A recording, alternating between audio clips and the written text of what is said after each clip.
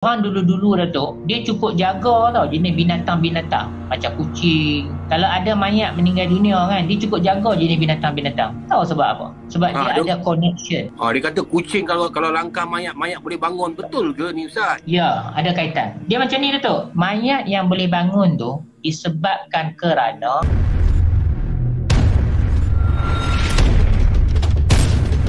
dalam tubuh badan dia ada makhluk tadi. Satu. Yang kedua, binatang yang lompat tadi tu, kalau kucing-kucing lah. Kucing tu bukan kucing biasa. Kucing yang ada gangguan juga. Kucing pun ada gangguan Ustaz? Ya, Datuk tahu tak? Misai kucing.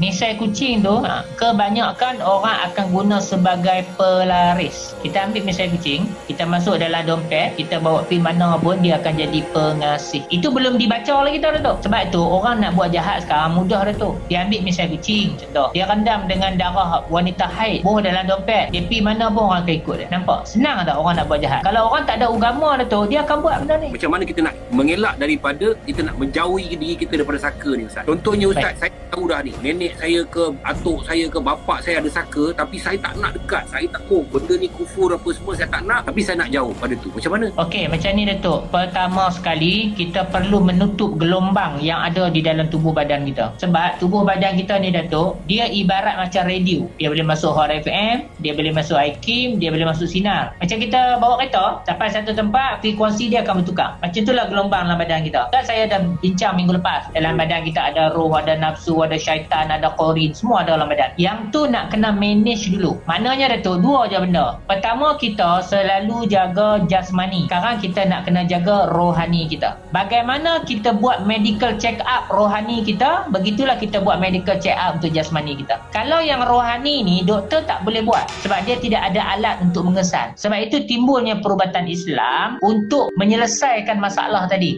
Pasal kedoktoran dia tak boleh nak rawat masalah benda halus ni sebab dia tak nampak. Nak cari perubatan macam ni susah. Kenapa ahli-ahli perubatan macam Datuk ni tak buat betul-betul punya hospital banyak-banyak sikit? Senang nak pergi ni semua, nak cari ustaz je. Ustaz pun tak nak ubat orang. Macam ni Datuk. Saya bagi satu contoh lah Datuk. Kalau kita nak buat hospital, costing terlalu tinggi. Kita nak buat klinik, costing terlalu tinggi. Kita nak buat benda-benda macam tu lah. Macam sekarang kan, saya buat pondok, dipanggil Pondok Perkampungan Al-Quran. Saya nak bina lebih kurang 40 pondok. Sebenarnya adalah tempat rawatan saya buat konsep ward. Tapi nak bina benda tu Datuk, bukan kecil-kecil anak. Satu-satu tempat tu kos dekat 100,000 kita nak buat. Persoalan dia Datuk, siapa yang nak bagi duit? Katalah orang datang buat rawatan, kita cas RM100 pun orang marah. Siapa? Dia kata mahal. Padahal ubat kita nak sediakan tu, dengan klinik nak sewa, itu tak buat R&D lagi tu. Persoalan dia sekarang ni, siapa yang nak buat benda tu? Dia memerlukan satu dana yang sangat-sangat besar tu. Jadi ada orang, keturunan tu dah memang ada. Ramai.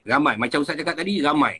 Ada yang terkena dengan saka daripada datuk nenek moyang ni. Semua orang tak nak bercerai. Apakah langkah-langkah yang terbaik yang harus dibuat setiap individu ataupun pasangan suami isteri tu yang dalam satu institusi kekeluargaan tu, apa yang sepatutnya untuk menguatkan, untuk melawan dengan jin-jin saka ni? Walaupun dia ada dalam badan kita, paling tidak aku tak nak bercerai dengan anak bini aku. Macam mana nak buat? Salah satunya mungkin Ustaz akan cakap solat, mengaji kan? Itu memang patut kita buat. Tak ada saka pun kita kena buat. Tapi selain daripada tu, apa yang sepatutnya kita buat Ustaz? Macam ni Datuk, kita macam saya kata lah, kita hidup berjiran dengan makhluk yang kita tak nampak. Maknanya mau tak mau, benda tu akan berada di persekitaran kita. Apa yang boleh kita buat sekarang adalah meminimumkan risiko. Sebab dalam tubuh badan kita pun, macam saya bincangkan hari tu Datuk, ada korin. Korin tu maknanya sebangsa daripada bangsa jin. Memang ada. Sekarang ni apa yang perlu kita belajar adalah memanagkan gangguan itu jangan ada dalam tubuh badan kita. Dan signal awal, saya dah beritahu dah tadi, signal awal ada 3 benda tu kena tengok dulu. Tengok sistem kepala, tengok sistem emosi, tengok sistem tulang belakang. Kalau perempuan lagi mudah nak tengok sistem darah dia. Kalau darah dia sekejap mai, sekejap okey, sekejap tak okey, maknanya ada benda tak kena dekat sistem rohani dia. Bila sistem rohani dia, bila ada masalah, dia ibarat macam kita punya penyakit jasmani lah Datuk. Kita akan pergi jumpa doktor. Jadi dalam bab-bab macam ni, pergilah jumpa pengamal perubatan Islam. Pergi cek, pergi ruqyah, pergi jampi. Jampi itu tujuannya sebab nak cek ada tak benda dalam badan. Cuba kadang-kadang tuan-tuan dan perempuan yang duduk dalam live ni, cuba dengar ayat ruqyah. Cuba tengok respon macam mana. Ada orang bila dengar saja ayat ruqyah ruqyah Datuk terus muntah, ada orang pening, ada orang mengantuk. Itu semua simptom dipanggil positif negatif, sebab dia akan cek benda yang ada dalam tubuh badan. Itu dipanggil kaedah scanning perubatan Islam. Okay. Untuk kalau diri sendiri Ustaz, untuk peninding saya, untuk diri sendiri, untuk sementara belum jumpa dengan pakar perubatan Islam ni, apa yang patut saya buat? Mudah aja. Pertama sekali kita ukur dulu badan kita. Mudah aja. Saya beritahu tadi, boleh baca ayat walaqad karamna tu, surah Isra ayat 70. Kalau walaqad karamna tu payah sangatlah nak mengapai Ustaz. Mudah aja Datuk. Duduk atas sejadah, baca bismillah 6 harakat ni. Ambil apa tu tasbih, lepas sembahyang. Baca 100 kali. Kalau boleh lepas bismillah 6 harakat tu, insya-Allah dalam badan tak ada apa. Kalau dia ada, dia akan ada tindak balas. Tapi kalau kita macam buat tak peduli lagi matilah dengan dia, jangan kacau aku tak peduli pasal kau, tak boleh ke macam tu Ustaz? Boleh lah, tapi rosak sistem badan kita, emosi kita akan rosak. Saya Datuk, saya nak kongsi satu kes Datuk.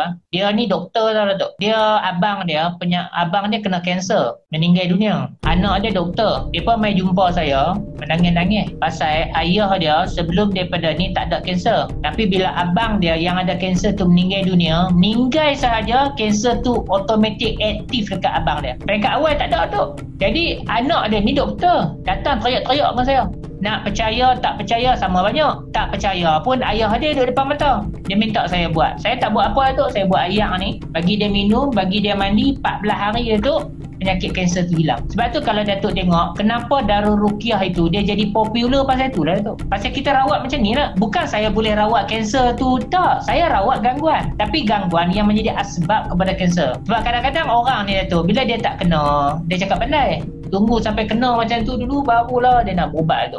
Dia akan merosakkan sistem dalam badan kita, emosi kita, darah kita, apa semua, dan dia akan jadi porak-poranda. Jin ini datang mengganggu seperti yang Ustaz kata pada awal tadi, dan semua orang tahu bahawa dia akan sesatkan hamba-hamba Allah ni, perjanjian dia dengan Allah Subhanahu Wa Taala sampai hari kiamat. Sebab tu Allah bagi dia peluang untuk hidup sampai hari kiamat. Zaman sekarang dalam kemodernan mungkin mereka tidak mempercayai, tetapi benda ini wujud kerana dalam Quran itu juga ada jin, ada manusia, dan benda ni tetap mengganggu sampai bila-bila. Janganlah kita kata pada zaman moden ini tidak ada benda ini, kerana ketidakpercayaan manusia hari inilah kita tengok banyaknya timbul penyakit-penyakit baru. Sifat daripada syaitan itu ialah nafsu tu. Apabila syaitan ini ataupun iblis ataupun jin ini dia menggalakkan kita makan benda-benda yang tidak baik, dia akan masuk dalam sistem darah kita, di mana akan timbul kolesterol dalam badan kita, di mana kolesterol ini adalah sarang-sarang kepada jin. Di situlah dia membiak dan akhirnya kolesterol ini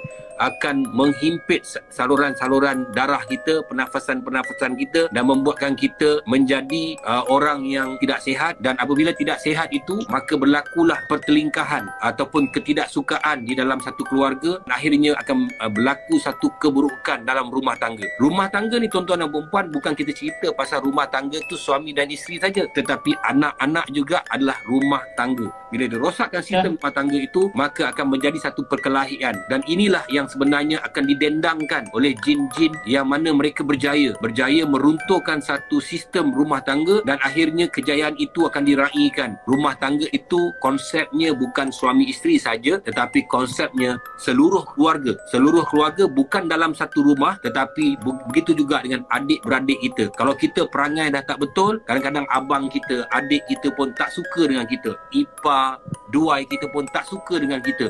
Kenapa? Ada gangguan dengan jin. Saka ini adalah saka ataupun wasiat, pusaka daripada perjanjian datuk nenek moyang kita atau mak bapak kita dengan jin-jin. Kita tak tahu apa yang mereka janjikan, dan akhirnya apabila sampai kepada kita, bila kita tidak menunai, tidak melayan perjanjian tu, maka mereka akan memberontak, jin-jin akan memberontak dan akan mengganggu sistem keseluruhan rumah tangga itu.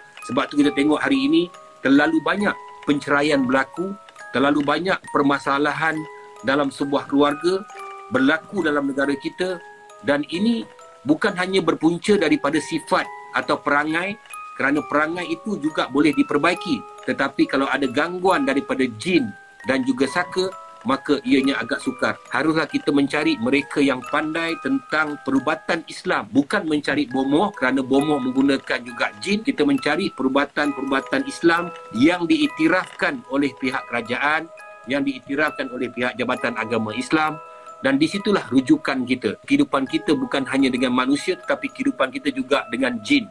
Di mana kita berharap satu hari nanti akan ada perkembangan yang begitu besar, akan banyak lagi pusat-pusat rawatan. Harap-harap di masa akan datang akan banyak lagi pelabur-pelabur, banyak duit nak dilaburkan supaya keseimbangan di antara perubatan Islam dan perubatan moden dapat kita bentuk sama-sama dan kita dapat selesaikan banyak masalah. Lagi satu sebelum saya terlupa Datuk, untuk anak-anak ni Datuk, nak tahu dia ada masalah sakar bakar ni, tengok semasa tidur gigi dia berbunyi. Bila kita tidur, gigi dia bunyi krek tu, maknanya kalau ada yang jenis macam tu, cepat-cepat pergi buat scanning. Nanti masa jampi, masa ruqyah nanti, kita boleh tahulah apa dia punya tindak balas dia tu. Sebab saya ada kes Datuk, dia bunyi macam tu bila dia datang tempat saya terus ruqyah kepala dia ni, budak tu berjalan macam rimau tu. Sebab dia ada sakar rimau. Cuma saya tak tunjukkan lagi video tu ya Datuk. Kalau saya tunjuk Datuk, saya takut pusat rawatan saya jadi penuh macam tu. Jadi apa yang saya nak kongsi pada tuan dan perempuan, kalau perempuan tolong tengok sistem period, kalau budak-budak tolong tengok bila tidur gigi bunyi ke tak. Dua tanda tu je Datuk. Wallahualam. Baik Ustaz. Terima kasih banyak Ustaz. InsyaAllah kita jumpa lagi. Assalamualaikum warahmatullahi taala wabarakatuh dan salam sejahtera bagi mereka yang bukan Islam yang menonton Sembang Mistik pada malam ini. Assalamualaikum Ustaz. Assalamualaikum.